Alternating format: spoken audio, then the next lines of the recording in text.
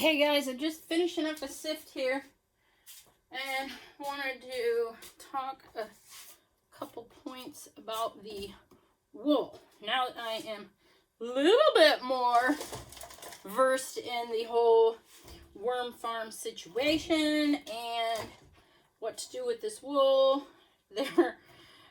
I didn't realize in the beginning that there are different sections of the worm farming as far as it is goes with the okay, you have breeder bins, then you have the nursery bins, then you have the grower bins, and there's modifications.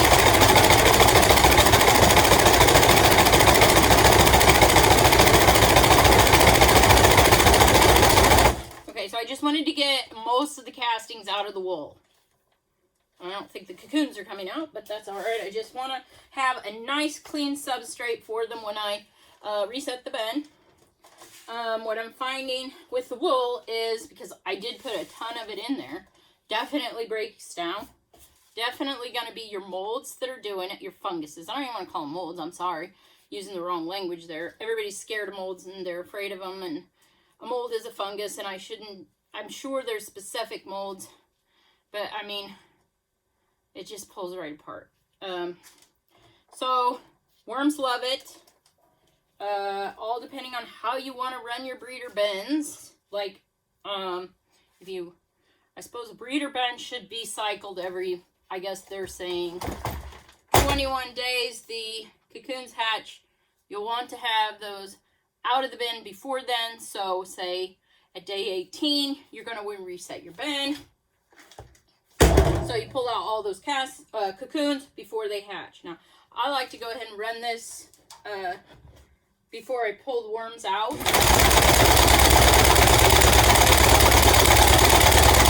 This thing is amazing. For some reason, it pops up and down while it's going side to side. So it's really sifting it up and allowing new debris to fall through instead of just getting clogged or trapped in the screen. And I am going to work on that screening video today because that little guy's stuck. He'll be going into the nursery if he ever gets out.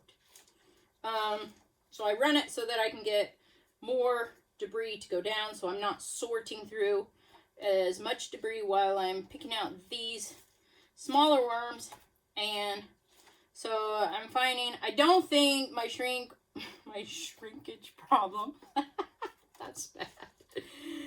My worm shrinking is due to their numbers, because when I'm looking at other videos of people running these breeder bins, they got a lot of worms in them. I mean, a lot. So, last time I was thinking, well, maybe the moisture's the issue.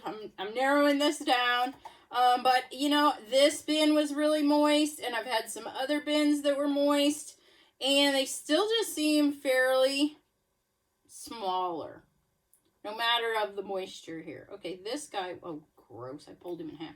He is way stuck in this tube. Oh, with another one. The tube's going back into the bin. So I don't think moisture's causing their shrinkage. I think it has to do with that extra feeding. Like, if you're just feeding pre-compost, yeah, that you're going to have regular sized worms. They're going to be nice, healthy, skinny worms. But if you're throwing that chow in there too, woohoo! You are going to be fattening them guys up. Monster worms. So if you're wanting the fishing, then you're going to want to feed the chow. If you're just wanting the composting, you're going to be fine just doing the compost as food. Castings, they're going to give you the same amount of castings, because I'm still getting a lot of castings and the worms just aren't huge. So if your operation is calling for fishing worms, you're going to have to use the chow.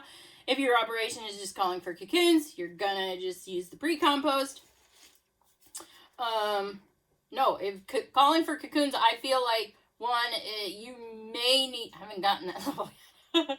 I'm seeing more cocoons with moisture. Okay, but now can I bump that up a notch with adding the chow?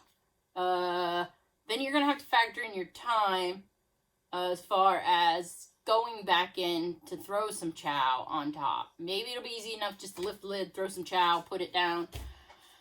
Whew. The levels! Oh my goodness. Never guessed there were so many levels to worm farming. That's where I say many, many mansions. Alright? Huge amounts of knowledge in here. And we got to get through all these rooms, all these subjects, all these. This little guy got stuck. I don't know why these ones. I must have stopped long enough to let them get through all those sifts. And I like to get them out of here. Let me run. Oh boy, that helps. Now, I seen this poor little guy flipping around like crazy. So maybe it's stressing him. I don't know. Or maybe, okay, all that I'm reminded of are those fat shaking devices that they had in like, what, the 60s or something? All right.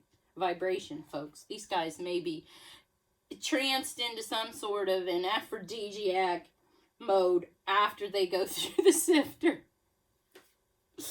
Okay, so they may be having the most greatest time of their life in the sifter. So I'm not going to say that it stresses them, because I really don't know. It's maybe the boost they need, but as of right now, my cocoons aren't telling me that. If you guys are understanding what I'm talking about. Oh my! Here on the worm farm. So this bin is done. Will be reset. And I still have 2 more to go. I have been distracted twice now. One by the sheep having to be checked early in the morning. Then I got a call that the horse was pawing at the fence to get in with the sheep out in the paddock where the grazing's going on. I don't want her there because I'm not sure what she will do when the sheep start to birth. I had a very inquisitive horse once and ended up with a couple dead sheep, baby sheep, because he obviously, it looked like took a bite out of their heads. So not good to leave all the species together. You have to learn which species can be left together during birthing, which ones can't. Obviously, the sheep and the alpaca can remain together, but the horses and donkeys have to be pulled out during birthing, and the cows can remain with the sheep and the alpacas, but not, like I said, the donkeys and the horses. They need to be contained for now.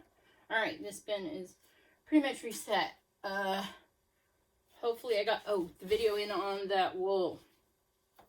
So the wool, I would not be putting into the breeder bins just because it's a pain to have to sift it. They love it. They want to lay their cocoons in it, but you would probably just have to pull the wool out every time you reset the bin, because otherwise you're not going to get the cocoons out of it. So you would have to put that over into the nursery. I could do that. And I probably should do that to keep inoculating the bins with the fungus, to keep a more fungal dominant situation or keep the diversity up more. The level of thought on this. There's many, many mansions, many, many levels in these mansions of huge amounts of knowledge. And that would have to go to the nursery, which would be fine. If the cocoons are in there, wet that first, put it in your bin, and then cycle it out into your nursery. Otherwise, I wouldn't be putting it into your breeder situation if you're having to sift every 18 days, because I feel like it does like either slow me down or something, or like it doesn't sift as good. Maybe sift out, it'll have the cocoons in it, the castings in it, unless you get it real dry, which I don't recommend in the breeder situation right now, because I'm finding that it's got to be wet in order to get the cocoons in there. So I'm moving it to the nurseries and then let the nurseries break it down. There's so many different things you got to think about with like just the wool, just that substrate. That cow. Yes, there was a comment and I was going to make a video on it. The cows digest through more stomachs and chewing their food way more than a donkey or a horse. A horse eats it, chews it once, goes in, done.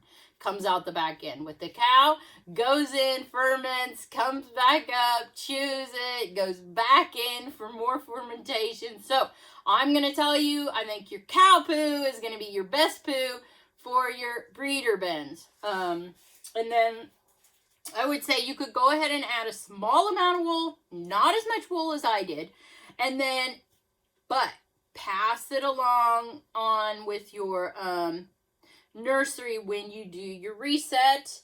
And then this is what I would try and do when you do a reset. Find a piece. Of course, if you're putting less in there, you're probably not going to have as much left over, but 18 days is not enough to get this thing broke down, and try and re-inoculate the fresh bedding wool with fungal from the old one after it's inoculated. So after this starts breaking down really good, then you're going to have that fungus inoculated in there, and when you put the old one in with the new one, it'll inoculate the new one to help that break down even faster. But I would try and only put a small amount so that you're just carrying the biology to each bed and then resetting the biology each time.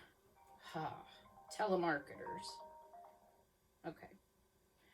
And that's, I mean, I'm realizing that these worms, all people are raising them for different purposes. And I get that. I don't know what purpose I am actually doing this for right now, but sometimes it seems like every purpose can collide into, you need to use all the products from what each purpose is. So if you're doing the breeding, you know, you're going to be having the worms so you can feed the breeder bins to get the cocoons to also fatten up your breeders in order to, I would sell the breeders.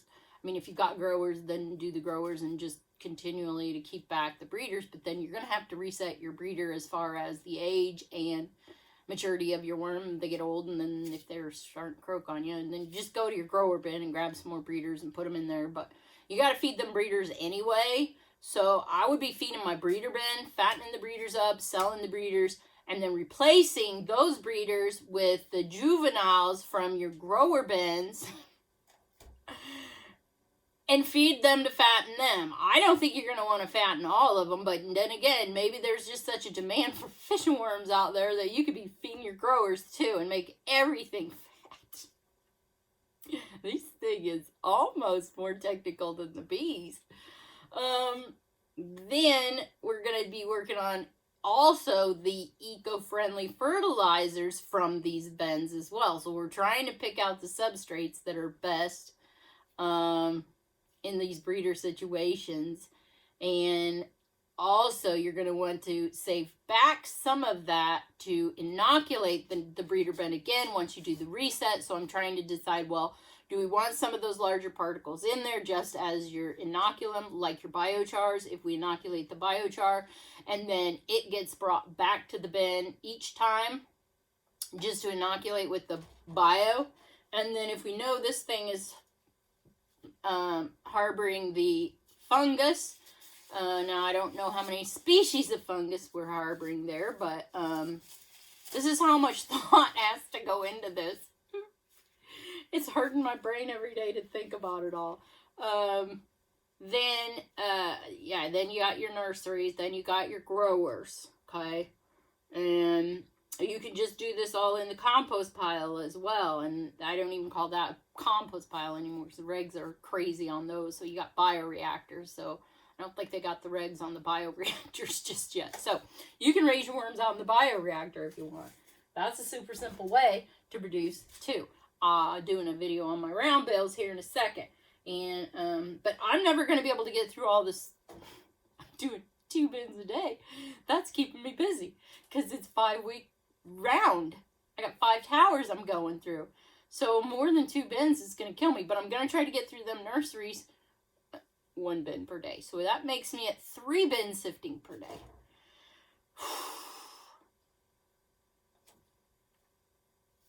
Salute the worm farmers.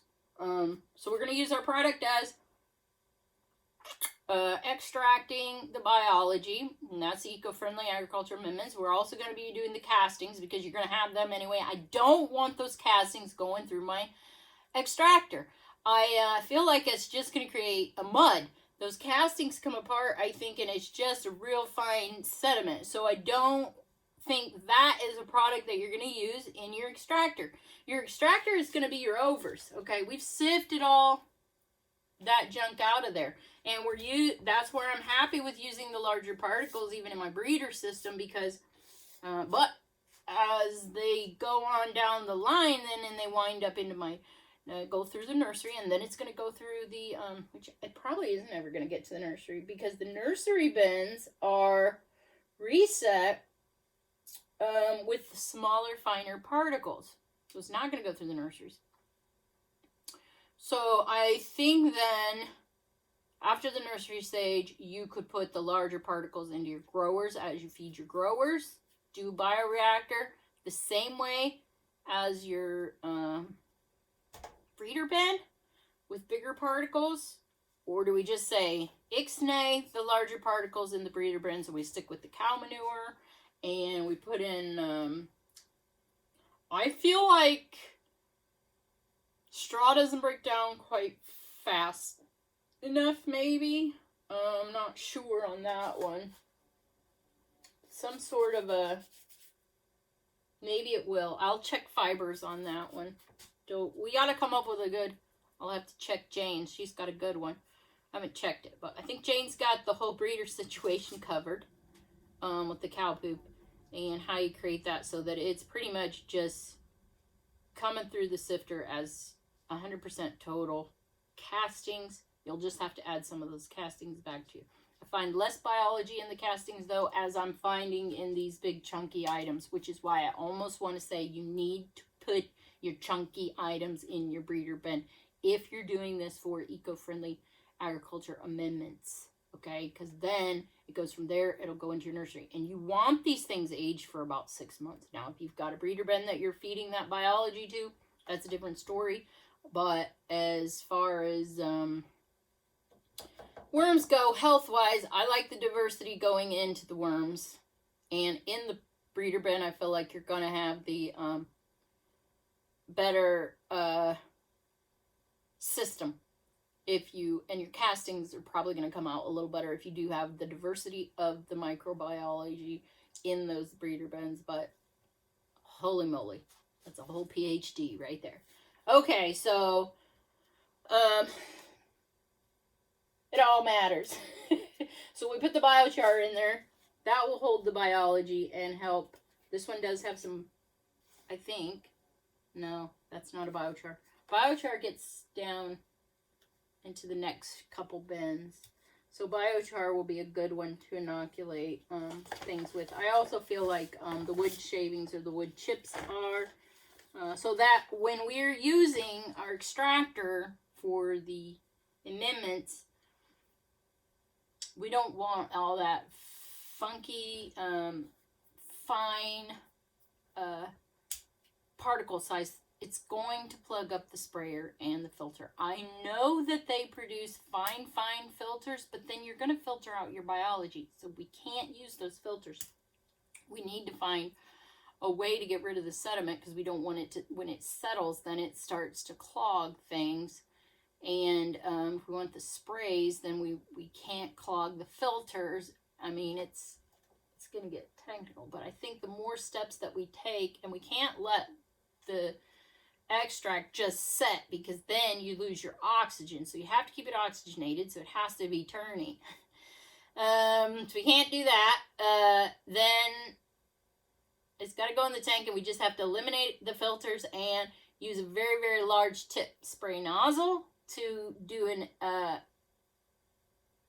it's not going to be a foliar spray. It's just going to have to be a liquid drench. And then your foliars are just, woo-woo, I don't know. I'm not even going to hardly attempt the foliar, knowing that it's got to be a mist that you got to spray on there. And that mist is, I don't know how that's going to work.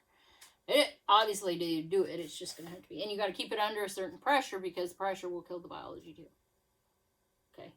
So we'll have castings to offer for small packaging for the smaller castings, because that way the oxygen can penetrate to the center of the package.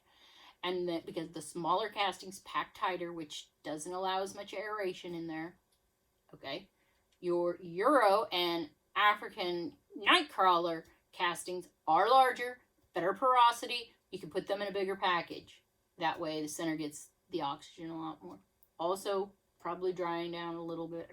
I would offer them both as live active and then dormant microbes. And then just, I'm going to say, this is how you would reactivate them with the aeration. Moisten them, blah, blah, blah. Not sure. Or just apply them. That's what my plan is. Apply them with the fertilizer buggy. Drying them makes them so they don't compact and stick together as much. Okay, I hope that is everything. Wool, better for the nurseries and growers. If you want to crank through a lot of wool. Anyway, growers. Feed your growers the wool. And or the nurseries, and because the wisps love that wool. They love it. But the worms do too. But see, this is just so much. Maybe I just put way too much in there. But this is all investigation, so we'll find out. But this has been, maybe this is the second time since well, look right now. Second time that I've reset this, and we've still got, 219 was reset, and 312 it was reset, and now it's 410 maybe, and it's getting reset. So you see it's taking longer. One, it was a drier situation, so we learned that.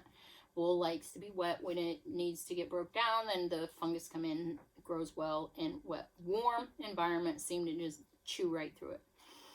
Okay, there's that information. That should be it.